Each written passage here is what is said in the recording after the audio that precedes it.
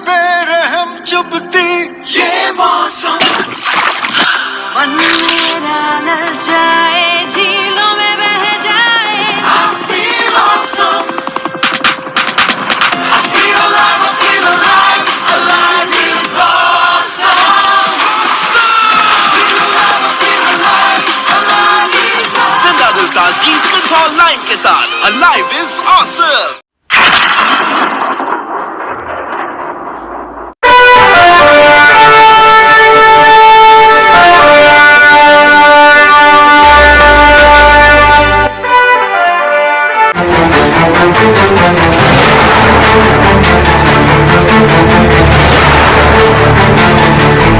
ಶಾಸಕರಾದ ಶಿವರಾಮ ಹೆಬ್ಬಾರ್ ಅವರು ಇಂದು ಬುಧವಾರ ಮುಂಡಗೋಡ ತಾಲೂಕಾ ಪಂಚಾಯತ ಕಾರ್ಯಾಲಯದ ಆವರಣದಲ್ಲಿ ಆಯೋಜಿಸಿದ್ದ ಸಮಗ್ರ ಗ್ರಾಮ ಅಭಿವೃದ್ಧಿ ಯೋಜನೆ ಕಾರ್ಯಕ್ರಮವನ್ನು ಉದ್ಘಾಟಿಸಿ ಅರ್ಹ ಫಲಾನುಭವಿಗಳಿಗೆ ಕೃಷಿ ಯಂತ್ರೋಪಕರಣಗಳನ್ನು ಸ್ವಸಹಾಯ ಸಂಘಗಳಿಗೆ ಸುತ್ತು ನಿಧಿ ಹಾಗೂ ವಿದ್ಯಾರ್ಥಿಗಳಿಗೆ ಲ್ಯಾಪ್ಟಾಪ್ ಅನ್ನು ವಿತರಿಸಿ ಕಾರ್ಯಕ್ರಮವನ್ನು ಉದ್ದೇಶಿಸಿ ಮಾತನಾಡಿದರು.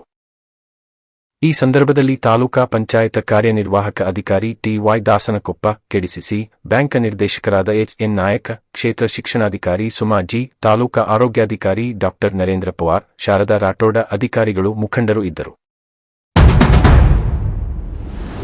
ತೋಟಗಾರಿಕೆ ಇಲಾಖೆ ವತಿಯಿಂದ ಸಮಗ್ರ ತೋಟಗಾರಿಕೆ ಅಭಿವೃದ್ಧಿ ಯೋಜನೆಯಡಿಯಲ್ಲಿ ಇಂದು ಬುಧವಾರ ಮುಂಡಗೋಡ ತಾಲೂಕಾ ಪಂಚಾಯತ ಕಾರ್ಯಾಲಯದ ಆವರಣದಲ್ಲಿ ರೈತರಿಗೆ ಸಾಂಕೇತಿಕವಾಗಿ ತರಕಾರಿ ಬೀಜವನ್ನು ಶಾಸಕರಾದ ಶಿವರಾಮ್ ಹೆಬ್ಬಾರ್ ಅವರು ನಂದಿಕಟ್ಟ ಗ್ರಾಮದ ಮಂಜು ಶಂಕರ ದೊಡ್ಮನಿ, ಚೌಡಳ್ಳಿ ಗ್ರಾಮದ ಮಾರುತಿ ಭರಮಣ್ಣ, ಕಂಚಿಕೊಪ್ಪ ಹಿರೇಹಳ್ಳಿ ಗ್ರಾಮದ ಕಾರ್ತಿಕಗೌಡ, ಗಣಪತಿಗೌಡ ಪಾಟೀಲ್ ಮತ್ತು ರಫೀಕ್ ಹರ್ಕೊನಿ, ಮಳಗಿ ಗ್ರಾಮದ ಲಕ್ಷ್ಮೀ ನಡಿಗೇರ್ ಮತ್ತು ಸಾಲಗಾಮ ಗ್ರಾಮದ ಕುಸುಮ ತಳವಾರ ಅವರಿಗೆ ವಿತರಿಸಿದರು.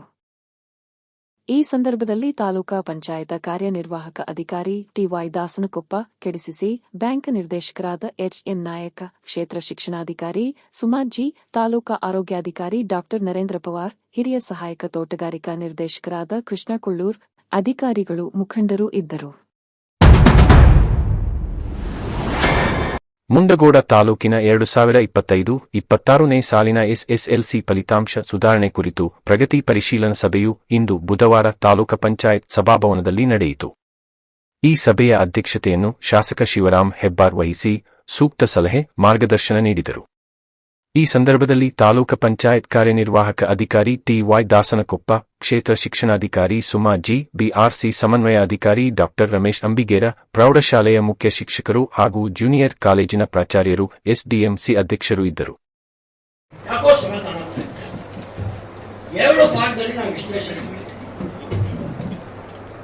ಮುಂಡಗೋಳದ ವಿದ್ಯಾರ್ಥಿಗಳು ಖಾಸಗಿ ಶಾಲೆಗಳು ಕಲಿತಾರೆ. ಮುಂಡಗೋಳದ ಖಾಸಗಿ ಶಾಲೆ ಅಲ್ಲಿ 75% ಮಾಡ್ತಾರೆ. ಅದೇ ಮುಂಡಗೋಳ ವಿದ್ಯಾರ್ಥಿಗಳು ಸರ್ಕಾರಿ ಶಾಲೆ ಮಾಡ್ತಾರೆ, ಅದು 40% ಮಾಡ್ತಾರೆ, 42% ಮಾಡ್ತಾರೆ. ಯಾಕೆ ಲೋಕಕ್ಕೆ ಯಾರು ಕಾರಣ? ಎರಡು ಭಾಗ ಇದೆ. ಒಂದು ಖಾಸಗಿ ಶಾಲೆಯವರು ಮೇಲ್ ಸ್ಟೂಡೆಂಟ್ ಮಾತ್ರ ತೆಗೆದುಕೊಳ್ತಾಗಿರತಕ್ಕಂಥ ಆರೋಪ ಬಂದಿದೆ. ನಮ್ಮ ಸರ್ಕಾರಿ ಶಾಲೆಗಳಿಗೆ ಎಟ್ಟು ಬಿದ್ದು ತಗೊಳ್ಳೇಬೇಕು ಅಂತಕ್ಕಂಥ ಕಂಪಲ್ಸರಿ ಆದೇಶ ಇದೆ. ಆದರೆ ಇಷ್ಟು ವ್ಯತ್ಯಾಸಗಳಾಗಬಾರ್ದಲ್ವ? ಆಯ್ತು, 1 ವರ್ಷ ತಪ್ಪು, 2 ವರ್ಷ ತಪ್ಪು, ಪ್ರತಿ ವರ್ಷವೂ ಕಳೆದ 8 ವರ್ಷ ನಾವು ಇದನ್ನೇ ಮಾಡ್ತಾ ಬಂದಿದ್ದೇವೆ ಅಂತಂದ್ರೆ ಅಷ್ಟು ಸುಮ್ಮನೆ ಸಹಿಸಿಕೊಳ್ಳೋದಕ್ಕಾಗೋದಿಲ್ಲ. ಶಿಕ್ಷಕರು ಈ 1.5 ತಿಂಗಳ 5 ಗಂಟೆ ಬಸ್ ನೋಡ್ತಕ್ಕಂಥದ್ದು ಮತ್ತೆ ಬಿಟ್ಬಿಡಿ. ಎಲ್ಲ ಶಿಕ್ಷಕರಿಗೆ ಹೇಳ್ತಾರೆ, ಹೆಡ್ ಮಾಸ್ಟರ್ಗೆ ಹೇಳ್ತಾರೆ, 5 ಗಂಟೆ ಬಸ್ ಅಂತಕ್ಕಂಥ ಅಭ್ಯಾಸ ಬಿಟ್ಬಿಡಿ. 3 ಹಂತದಲ್ಲಿ ಶಿಕ್ಷಕರು ಯೋಚನೆ ಮಾಡಿ. ನಿಮ್ಮ ಪ್ರಿಪರೇಟರಿ ಎಕ್ಸಾಮ್ನಲ್ಲಿ ಯಾರಿಗೆ ಎಷ್ಟು ಮಾರ್ಕ್ಸ್ ಬಂದಿದೆ, ಯಾವ ಸ್ಟೂಡೆಂಟನ್ನು ನಾವು ತರಬೇತಿಗೊಳಿಸಬೇಕು. ಆ ವಿದ್ಯಾರ್ಥಿಗಳಿಗೆ ಎಲ್ಲ ನೋಟ್ ಮಾಡ್ಕೊಳ್ಳಿ.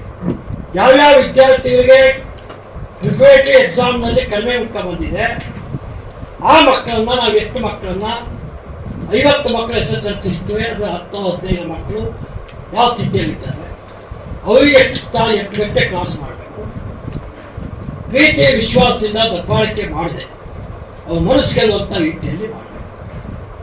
ಎರಡನೇದು, ಶಾಲೆಯಲ್ಲಿ ಒಂದು ಶಾಲೆಯಲ್ಲಿ 7-8 ಶಿಕ್ಷಕರು SSLC ಎಕ್ಸಾಮ್ನಲ್ಲಿ ಕೂತಂತ PUC ಸೆಕೆಂಡ್ ಇಯರ್ ಎಕ್ಸಾಮ್ ಕೂತಂತ ಮಕ್ಕಳ ಮನೆಗೆ ಪ್ರತಿ ವಾರಕ್ಕೆ 2 ಬಾರಿ ಅದು ನಿಮ್ಮ ಟೆಲಿಫೋನ್ ಹೋಗಬೇಕು. ಪಾಲಕರಿಗೆ ನಿಮ್ಮ ಫೋನ್ ಪಾಲಕಿಗೆ ಹೋಗಬೇಕು. ನಿಮ್ಮ ಮಕ್ಕಳು ಏನು ಮಾಡ್ತಾ ಇದ್ದಾರೆ ಅಂತೇಳಿ ಪಾಲಕರಿಗೆ ಕೇಳ್ತಕ್ಕಂಥ ಕೈಪಾಠ ನೀವು ಶಿಕ್ಷಕರು ಹಾಕ್ಕೊಳ್ಬೇಕು. ಮೂರನೇದಾಗಿ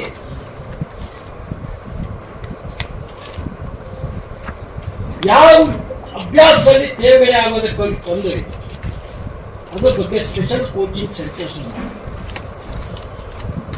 ಈ 3 ಸಂಗತಿಗಳ ಬಗ್ಗೆ ನಾವು ಲಕ್ಷ್ಯ ಹಾಕಿದ್ರೆ ನಿಶ್ಚಿತವಾಗಿಯೂ ನಾವು ಪಕ್ಕದ ತಾಲೂಕಿನ ತಾಣಿರುವುದು ಪಕ್ಕದ ತಾಲೂಕಿನ ಸಮೀಪ ಹೋಗ್ಬಿಡೋದಕ್ಕೆ ಸಾಧ್ಯ ಆಗುತ್ತೆ.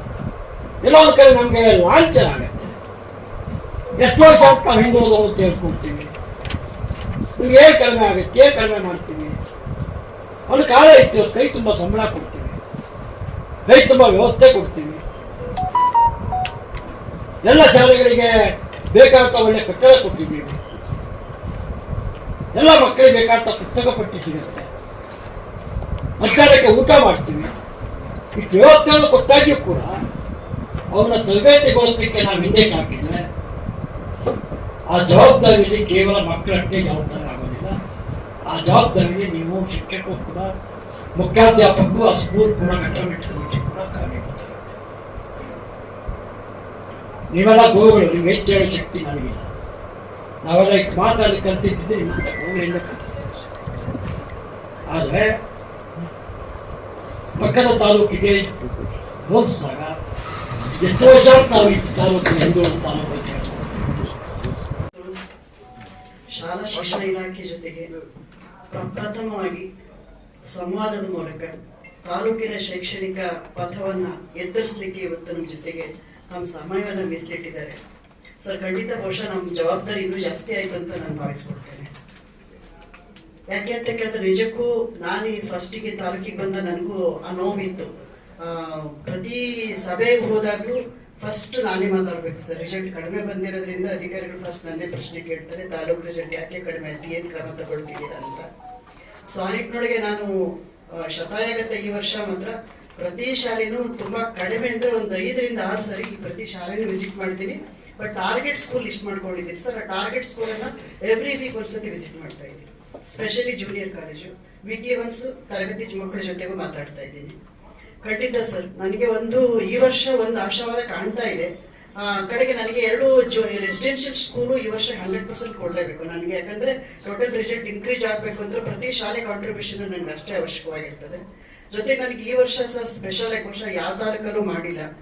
ನಮ್ಮ ಟಿ.ಒ. ಸರ್ ಅವರು ನಾವು ಸಂವಾದ ಮಾಡಿಕೊಂಡಾಗ ತಾಲೂಕು ಆಫೀಸರ್ಸ್ ಅನ್ನ ನಾವು ಆಲ್ರೆಡಿ 6 ತಿಂಗಳ ಹಿಂದೆನೆ ಒಂದು ಸಭೆ ಮಾಡಿಕೊಂಡು ತಹಶೀಲ್ದಾರ್ ನೇತೃತ್ವದಲ್ಲಿ ಸಭೆ ಕೂಡ ಮಾಡಿದ್ವಿ. ಎಲ್ಲ ಇಲಾಖೆ ಅಧಿಕಾರಿಗಳಿಗೂ ಸಹಿತ ಶಾಲೆಗಳಲ್ಲಿ ಹಂಚಿಕೊಟ್ಟಿದ್ದೇವೆ. ಜೊತೆಗೆ ವಿಸಿಟ್ ಕೂಡ ಮಾಡಿ 2 ಸಭೆ ಆಯಿತು ಸರ್. ಇದೇ ತರನೇ ತಹಶೀಲ್ದಾರ್ ಟಿ.ಒ. ಸರ್ ಮುಖ್ಯ ಶಿಕ್ಷಕರ ಸಂವಾದ ಮಾಡಿದ್ರು. ಖಂಡಿತ ಸರ್, ತಮ್ಮ ಆಶಯ ಇವತ್ತು ಬಹುಶಃ ನಿಜವಾಗ್ಲೂ ನಮ್ಮೆಲ್ಲ ಮುಖ್ಯ ಶಿಕ್ಷಕರು ಇವತ್ತಿನ ಸಭೆಯನ್ನ ಇದರ ಸಾರ್ಥಕತೆ ಅಂತ ಅರ್ಥ ಮಾಡ್ಕೊಳ್ಬೇಕು. ಖಂಡಿತ ಈ ವರ್ಷ ಸರ್ ನನ್ನ ಪ್ರಕಾರ ತಾಲೂಕು ರಿಸಲ್ಟ್ 85 ಆಗ್ತದೆ. ನಾನು 100 ಹೇಳ್ಬೋದು ಸರ್. ಆಕ್ಚುಲಿ ಸುಮ್ಮನೆ ಕಳೆದ ವರ್ಷನೂ ನಾನು 100 ಹೇಳಿದ್ದೆ. ನಮ್ಗೆ ಸುಮಾರು ಜನ ನನಗೆ ಗೇಲಿ ಮಾಡಿದ್ರು, ಮೇಡಮ್ 100 ಹೇಳ್ಕೊಂಡ್ಬಿಟ್ರೆ ಆಗ್ಲಿಲ್ಲ ನಿಮ್ದು ಅನ್ನುವಂತ ಮಾತುಗಳು ಬಂತು. ಈ ವರ್ಷ ನಾನು ವಾಸ್ತವಿಕ ಚಿತ್ರದಲ್ಲಿ 85 ಖಂಡಿತ ಸರ್ ನಮ್ಮ ತಾಲೂಕಲ್ಲಿ ಕೊಡ್ತೇನೆ ಅಂತಕ್ಕಂಥ ಮಾತಾಡಿ ಹೇಳ್ತೇನೆ. ನಾವು ಮಾನ್ಯ ಶಾಸಕರ ನೇತೃತ್ವದಲ್ಲಿ ಈ 3 ಕ್ಷೇತ್ರಗಳ ಅಭಿವೃದ್ಧಿಗೆ ಹಲವಾರು ಕೆಲಸ ಕಾರ್ಯಗಳನ್ನ ನಾವು ಸರ್ಕಾರದ ಅನುದಾನದಲ್ಲಿರ್ಬೋದು, ಈ ಹೊರಗಿನ ಕಾರ್ಯಕ್ರಮದಲ್ಲಿ ನೋಡಿದಂತ NGO CSR ಗಳ ಅನುದಾನದಲ್ಲಿರ್ಬೋದು ಹಲವಾರು ಕಾರ್ಯಕ್ರಮಗಳನ್ನು ಮಾಡ್ತಾ ಇದ್ದೀವಿ. ಅದೇ ರೀತಿ SLC ರಿಸಲ್ಟ್ ಸಂಬಂಧಪಟ್ಟಂಗೆ ನಾವು ಕಳೆದ ವರ್ಷನೂ ಕೊನೆಗೆ ನೋಡಲ್ ಆಫೀಸರ್ ಮಾಡಿದ್ರು, ಅದು ಅಷ್ಟು ಎಫೆಕ್ಟಿವ್ ಆಗಿಲ್ಲ. ಆ ಉದ್ದೇಶದಿಂದ ಈ ವರ್ಷ ಸ್ಟಾರ್ಟಿಂಗ್ ನಿಂದನೇ ಪ್ರತಿ ಹೈಸ್ಕೂಲಿಗೆ ಒಬ್ಬರು ನೋಡಲ್ ಆಫೀಸರ್ ಮಾಡೋಣ ಅಂತ ನಾವು BO ಮತ್ತು ತಹಶೀಲ್ದಾರ್ ಅವರು ಚರ್ಚೆ ಮಾಡಿ ಈ ವರ್ಷದ ಪ್ರಾರಂಭದಿಂದಾನೇ ನಾವು ಒಬ್ಬರು ತಾಲೂಕು ಆಫೀಸರ್ಸ್ ಅನ್ನ ಅಪಾಯಿಂಟ್ ಮಾಡಿ ಅವರು ಶಾಲೆಗೆ ಹೋಗಿ ಶಾಲೆಯ ಸ್ಥಿತಿಗಳನ್ನ ದೈನಂದಿನ ಪ್ರಗತಿಯನ್ನ ಮಾನಿಟರ್ ಮಾಡ್ತಿದ್ದಾರೆ. ಹಾಗೆ ನಮ್ದು ಸ್ವಲ್ಪ ಜಾಗ್ರಫಿಕಲಿ ಎಕನಾಮಿಕಲಿ ಸ್ವಲ್ಪ ಡಿಫ್ರೆಂಟ್ ತಾಲೂಕಾಗಿರೋದ್ರೆ ಬೇರೆ ನಮಗೂ ಹಲವಾರು ಚಾಲೆಂಜಸ್ ಇದಾವೆ, ಅದು ನಾವು ಒಪ್ಕೊಳ್ಳೋಣ. ಆದ್ರೆ ನಾವು ಎಷ್ಟು ಹಿಂದಿದ್ದೇವೆ ಅಂದ್ರೆ ಪ್ರತಿ ಮೇಡಮ್ ಅವರ ಪ್ರತಿ ಜಿಲ್ಲೆ PDP ಮೀಟಿಂಗ್ ಅಲ್ಲಿ ಒಂದು ಎಜುಕೇಶನ್ ಬಂದ್ರೆ ನಮ್ಮ PDP ಸರ್ ನಾವು ಯಾಕೆ ಮುಂದ್ಕೊಂಡು ಲಾಸ್ಟ್ ಅಂತ ಒಂದು ಆನ್ಸರ್ ಹೇಳಿ ನಂತರ ಸ್ಟಾರ್ಟ್ ಆಗುತ್ತೆ. ಯಾಕಂದ್ರೆ ನಮ್ದು ಸಿರ್ಸಿ ಶೈಕ್ಷಣಿಕ ಜಿಲ್ಲೆಯಲ್ಲಿ 6 ತಾಲೂಕಲ್ಲಿ ನಮ್ದು 6ನೇ ಪ್ಲೇಸ್. ನಮ್ಗಿಂತ ಮೇಲಿರೋ ಹಳೆಯಾಳಿಗೆ ನಮ್ದು 65%, ಹೋದ ವರ್ಷ ಅವ್ರದ್ದು 71%. ನಮ್ಗೆ ಮೇಲಿರೋ ತಾಲೂಕಿಗೂ ಅಷ್ಟು ಡಿಫ್ರೆನ್ಸ್ ಇದೆ. ನಾವು ಸ್ಲೈಟ್ ಅಲ್ಲಿ ಲಾಸ್ಟ್ ಇಲ್ಲ, ತುಂಬಾ ಲಾಸ್ಟ್ ಇದೆ. ಅದರ ಗಂಭೀರತೆ ಅರಿತು ನೀವೆಲ್ಲ ಕೆಲಸ ಮಾಡ್ತಿದ್ದೀರಿ, ನಮ್ಗೆ ನಿಮ್ ಬಗ್ಗೆ ಹೆಮ್ಮೆ ಇದೆ. ಸಾಹೇಬ್ರಿಗೂ ನಿಮ್ ಬಗ್ಗೆ ಹೆಮ್ಮೆ ಇದೆ. ಯಾಕಂದ್ರೆ ಇಷ್ಟು ಒಳ್ಳೆ ಲೀಡರ್ ನಮ್ಗೆ ಸಿಗುದಿಲ್ಲ. ಇಷ್ಟೊಂದು 2 ತಾಸು ಟೈಮ್ ಕೊಟ್ಟು ಡೈರೆಕ್ಟ್ ಹೆಡ್ ಮಾಸ್ಟರ್ ಜೊತೆ, ಡೈರೆಕ್ಟ್ HDMC ಮೆಂಬರ್ಸ್ ಜೊತೆ ಮಾತಾಡಿ ನಮ್ಮ ತಾಲೂಕಿನ ಶ್ರೇಯಾಭಿವೃದ್ಧಿಗೆ ಪ್ಲಾನ್ ಮಾಡುವಂತ ಶಾಸಕರು ಸಿಕ್ಕಿರೋದು ನಮ್ಮೆಲ್ಲರ ಸೌಭಾಗ್ಯ. ಅವರ ಆಶೋತ್ತರದಂತೆ ಈ ತಾಲೂಕಿನ ಅಭಿವೃದ್ಧಿಗೆ ಶ್ರಮಿಸೋದು ನಮ್ಮೆಲ್ಲರ ಜವಾಬ್ದಾರಿ ಇದೆ. ಪ್ರತಿ ಸಲ ಒಂದು ಕಂಪ್ಲೇಂಟ್ ಇದೆ ಅಂದ್ರೆ ಪ್ರೈಮರಿ ಶಾಲೆಯಲ್ಲಿ ಸರಿ ಕಲಿಸೋದಿಲ್ಲ, ಅದಕ್ಕೆ ನಮಗೆ ಹೈಸ್ಕೂಲ್ ಕಷ್ಟ ಆಗುತ್ತೆ. ಆದ್ರೆ ಈಗ ಹೊರಗೆ ಕಾರ್ಯಕ್ರಮ ಮಾಡೋದಕ್ಕೆ ಒಂದು ಶಿಕ್ಷಣ ಫೌಂಡೇಶನ್ ಅನ್ನೋ ಒಂದು NGO ಅವರು ಪ್ರೈಮರಿ ಎಜುಕೇಶನ್ ಅಲ್ಲಿ ಸಹ ಕೆಲಸ ಮಾಡ್ತಿದ್ದಾರೆ. ನೆಕ್ಸ್ಟ್ ಬರುವ 2-3 ವರ್ಷದಲ್ಲಿ ನಿಮ್ಗೆ ಇನ್ನೂ ಬೆಸ್ಟ್ ಮಕ್ಕಳು ನಮ್ಗೆ ಹೈಸ್ಕೂಲಿಗೆ ಬರ್ತಾರೆ. ನಿಮ್ಗೆ ಇನ್ನೂ ಈಸಿ ಆಗುತ್ತೆ ನಾವು 100% ಮಾಡ್ಲಿಕ್ಕೆ. ನಮ್ದು ನೀತಿ ಆಯೋಗದ ಎಸ್ಪಿರೇಷನ್ ಬ್ಲಾಕ್ ಜಸ್ಟ್ ಪಾಸಿಂಗ್ ಇಲ್ಲ, ನಮ್ದು 60%ಗಿಂತ ಜಾಸ್ತಿ ಪರ್ಸೆಂಟೇಜ್ ತಗೊಳ್ಳೋ ಮಕ್ಕಳ ಸಂಖ್ಯೆನ ಜಾಸ್ತಿ ಮಾಡಬೇಕಾಗಿದೆ. ನಾವು ಫಸ್ಟ್ ಮೊದಲೇ ಹಂತದಲ್ಲಿ ನಾವು ಎಷ್ಟೆಲ್ಲರೂ ಪಾಸ್ ಆಗ್ಬೇಕಂತ ನೋಡ್ತಾ ಇದೀವಿ. ಆದ್ರೆ ಮುಂದಿನ ಹಂತದಲ್ಲಿ ನಮ್ಮ ಮಕ್ಕಳು 60%ಗಿಂತ ಜಾಸ್ತಿ ಸ್ಕೋರ್ ಮಾಡೋ ಮಕ್ಕಳ ಸಂಖ್ಯೆ ಜಾಸ್ತಿ ಆಗಬೇಕು. ಆ ನಿಟ್ಟಿನಲ್ಲಿ ನಾವು ನೀವೆಲ್ಲರೂ ಶ್ರಮ ವಹಿಸೋಣ.